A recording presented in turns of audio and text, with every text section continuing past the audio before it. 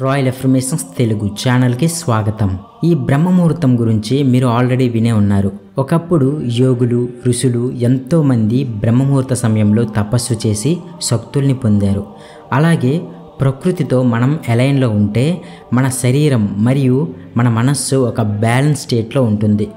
ఇలా ప్రకృతితో మన బాడీని మైండ్ని కనెక్ట్ చేయడానికి బ్రహ్మముహూర్తం అనేది చాలా బాగా ఉపయోగపడుతుంది.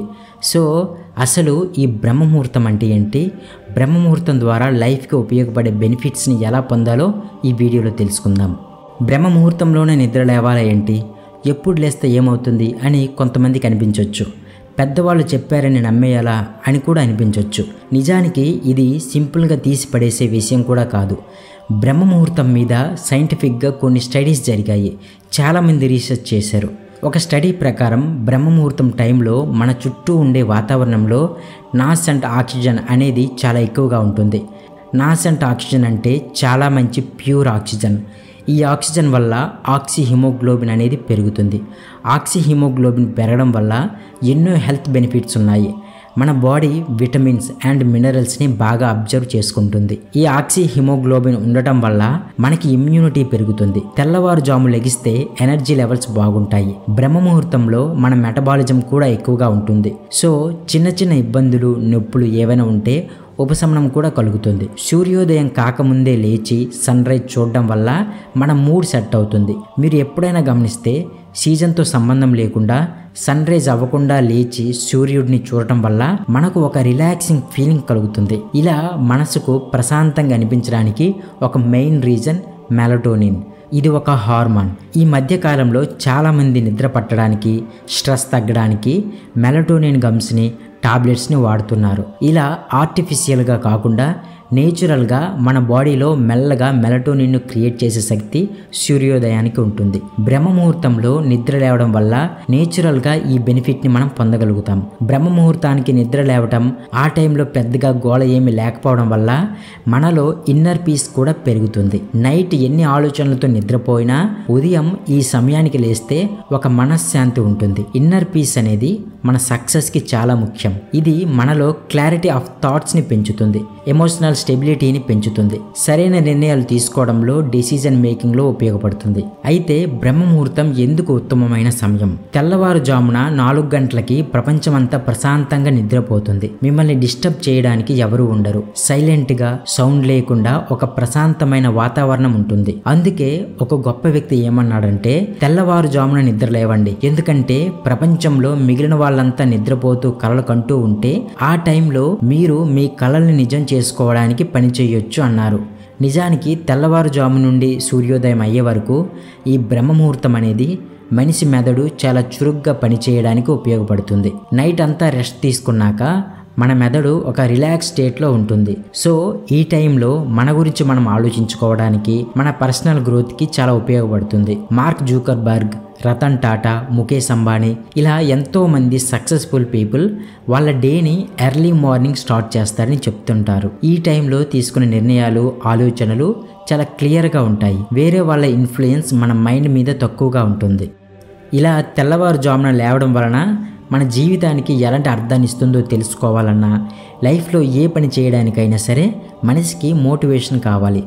ఎనర్జీ అండ్ మోటివేషన్ లేకపోతే ఏ పని చేయాలన్నా ఇంట్రెస్ట్ ఉండదు, ఏమీ ఉండదు.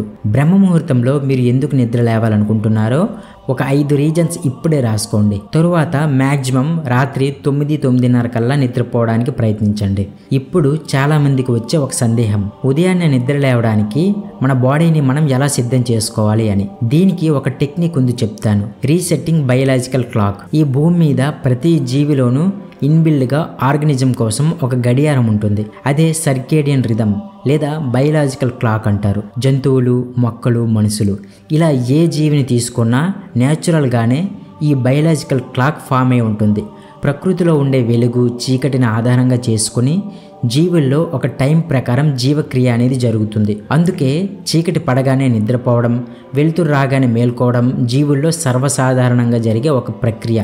బేసిక్గా ఒక రోజులో ఫిజికల్గా, మెంటల్గా, బిహేవియర్ పరంగా మన బాడీలో వచ్చే ఆర్గన్ చేంజ్ని సర్కేడియన్ రిథమ్స్ అంటారు.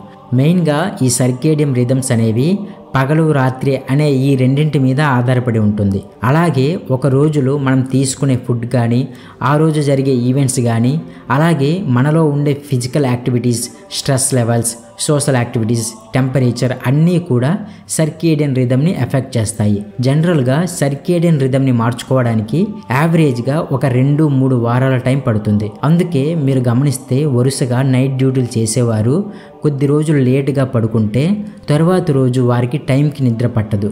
సో సర్కేడియన్ రిథమ్ అనేది డిస్టర్బ్ అవ్వకుండా జాగ్రత్త పడాలి. ఇదంతా ఎందుకు చెప్తున్నానంటే ఈ సర్కేడియన్ రిథమ్ని సెట్ చేసుకుంటే మెంటల్గా, ఫిజికల్గా హెల్త్ రెండూ కూడా ఇంప్రూవ్ అవుతాయి. నిద్ర పట్టకపోవడం, డైజెషన్ ప్రాబ్లం, హార్మోన్స్ ప్రాబ్లమ్ని ఈ సర్కేడియన్ రిథమ్ ద్వారా సెట్ చేసుకోవచ్చు. సో సూర్యుడు రాకముందు బ్రహ్మముహూర్తంలో నిద్ర లేవడం వలన సహజంగా మనలో ఉన్నటువంటి బయలాజికల్ క్లాక్తో బయట ఉన్న ప్రపంచం సింక్లో ఉంటుంది. సర్కేడియన్ రిథమ్ డిస్టర్బ్ అవ్వకుండా ఉంటే మన బాడీ హెల్దీ లైఫ్ స్పాన్ కలిగి ఉంటుందని చాలామంది చెప్తారు. మనకు నేచర్ ఇచ్చిన గిఫ్ట్ని మనం ఉపయోగించుకుంటే మంచిది. ఈ ప్రకృతి మన శరీరంతో ముడిపడి ఉంది. బ్రహ్మముహూర్తంలో నిద్ర లేవమని ఈ ప్రకృతి మనకు చెబుతుంది. సూర్యుడు రాకముందు నిద్ర లేవాలి, బాగానే ఉంది. అసలు లేచిన తర్వాత ఏం చేయాలి? ఇది నెక్స్ట్ చాలామందికి వచ్చే డౌట్. దానికి ఆన్సర్ మైండ్ఫుల్ మార్నింగ్. ప్రతి ఉదయం కూడా ఒక కొత్త ఆరంభాన్ని, అలాగే మనల్ని మనం రీక్రియేట్ చేసుకోవడానికి ఒక కొత్త అవకాశాన్ని ఇస్తుంది. ప్రాచీన ధర్మశాస్త్ర గ్రంథంలో చెప్పబడింది ఏమిటంటే బ్రహ్మముహూర్తం సమయంలో మనస్సు, శరీరం ఒక నిశ్చలమైన స్థితిలో ఉంటాయి. కాబట్టి శారీరకంగా, మానసికంగా ఎక్కువ శ్రమించాల్సిన పనులు చేయకూడదు. ఈ బ్రహ్మముహూర్తం విలువైన సమయం. దీన్ని మెయిన్గా పర్సనల్ డెవలప్మెంట్కి, మన స్పిరిచువల్ ఎక్స్పీరియన్స్కి వాడుకోవడం మంచిది. సో ఈ మైండ్ఫుల్ మార్నింగ్ రొటీన్లో 3 యాక్టివిటీస్ మీకు చెప్తాను. అందులో మొదటిది మెడిటేషన్. ప్రాచీన కాలంలో యోగులు, సాధువులు, ఋషులు ఈ బ్రహ్మముహూర్తంలో ధ్యానం చేసి మనసుని లగ్నం చేసుకొని గొప్ప జ్ఞానాన్ని సంపాదించారు. వాళ్ళలాగా గంటలు, రోజుల తరబడి శ్వాస మీద ఫోకస్ పెట్టడం మన వల్ల కాకపోవచ్చు. ఒక 15 నిమిషాలు మెడిటేషన్ చేసినా సరే దాని ప్రభావం మామూలు టైంలో చేసిన దానికంటే 2-3 రెట్లు ఎక్కువగా ఉంటుంది. మెడిటేషన్ చేయమని చెప్పామని బెడ్ మీద నుంచి లేవగానే మెడిటేషన్ చేస్తే నిద్ర వచ్చే అవకాశం ఎక్కువగా ఉంది. అందుకే ఫేస్ కడుక్కొని మంచి నీళ్లు తాగి కొద్ది నిమిషాల తర్వాత మెడిటేషన్ చేయండి. దీని తర్వాత మనం చేయవలసిన రెండవ యాక్టివిటీ అఫర్మేషన్స్ని రాయడం.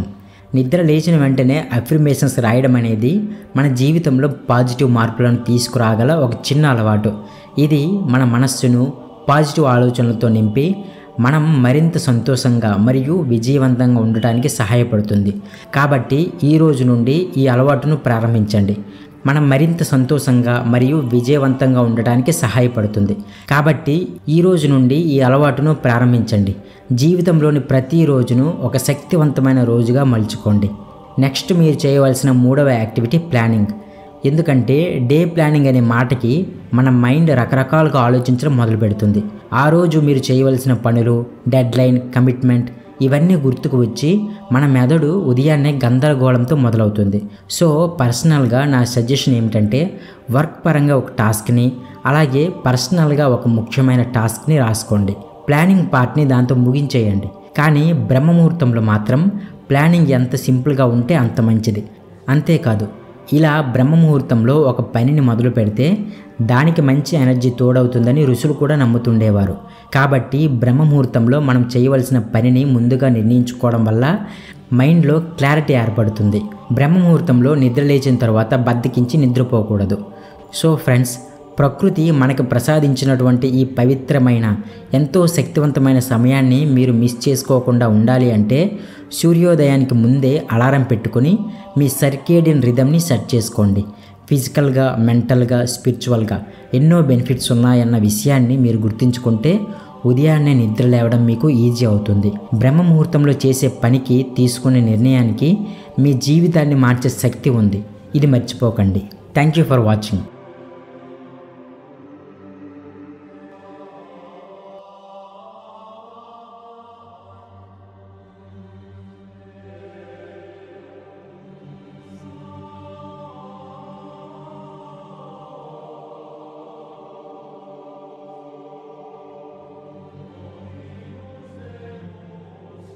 ఈ వీడియో మీకు నచ్చితే లైక్ చేయండి, కామెంట్ చేయండి. అలాగే మా ఛానల్ని సబ్స్క్రైబ్ చేసి బెల్ ఐకాన్ క్లిక్ చేయండి. Thank you so much. Thank you universe.